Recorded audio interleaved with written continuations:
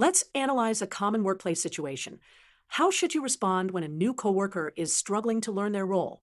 Let's start by visualizing the situation. We have a team where a new employee is having difficulty learning their responsibilities, causing increased workload for others. Let's examine the most appropriate responses to this situation. First, let's look at what we should do. First, offer support and mentoring. Share helpful resources and documentation.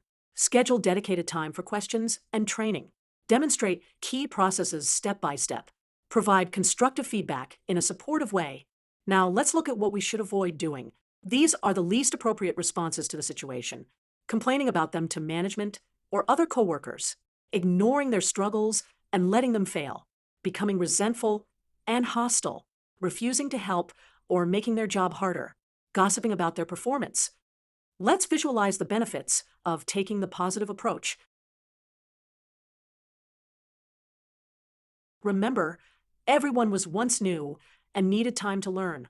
By creating a supportive environment, we not only help the new employee succeed, but also contribute to a more positive and productive workplace for everyone.